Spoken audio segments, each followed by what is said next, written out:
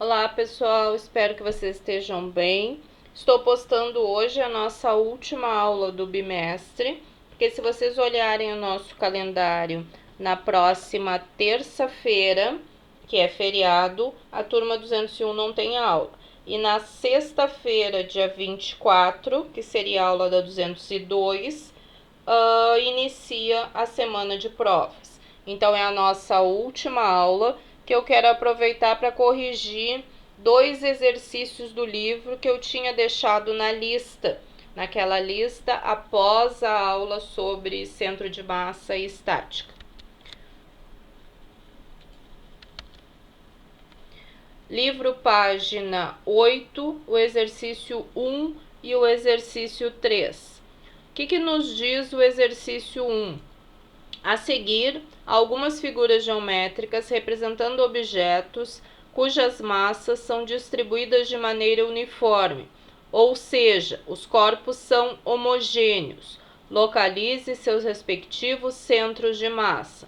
Nós sabemos que em sistemas homogêneos, o centro de massa encontra-se no ponto médio, no ponto central deste objeto. Então, vocês percebam que se eu tivesse que marcar um X, se eu tivesse que marcar o ponto de centro de massa, o ponto onde todas as forças atuam no sistema e o mantêm em equilíbrio, seria nesse ponto médio. Então, aqui no retângulo, aqui no círculo, aqui na elipse, aqui na estrela e nessa coroa circular seria um ponto médio aqui no meio.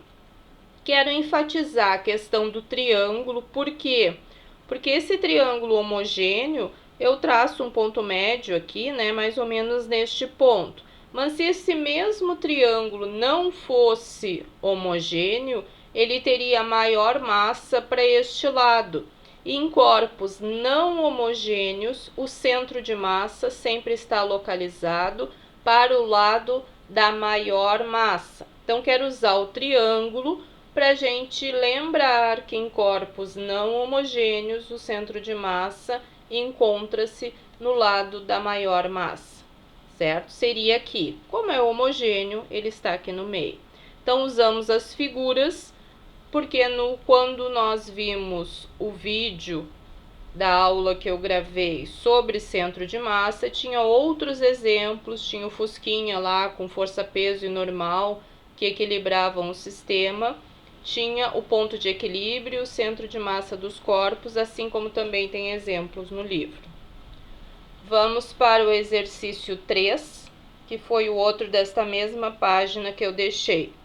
Qual a condição necessária para um ponto material estar em equilíbrio? Vocês lembram que todo sistema tem no mínimo 4 forças atuando sobre ele: peso, normal, força resultante, força de atrito. Se esses vetores são iguais e de sentidos contrários, eles se anulam. Então, se a força resultante que atua no sistema for igual a 0, o corpo tem que estar parado, porque não tem força que sobrou para puxar o sistema para nenhum lado, é o equilíbrio. Lembrem-se também que no vídeo desta aula eu fiz aquele símbolo matemático correspondente ao somatório de forças e escrevi somatório de forças igual a 0, condição de equilíbrio. Exatamente isso que esta pergunta está se referindo. Então, trouxe esses 2 exercícios que faziam parte da lista, deixei corrigido para que vocês se atentem nestas 2 questões que eu acho importante. Algumas questões que eu quero deixar para nossa semana de provas. Abri um fórum da turma de vocês, então qualquer dúvida sobre o conteúdo, qualquer dúvida que vocês possam ter, vamos conversar por lá.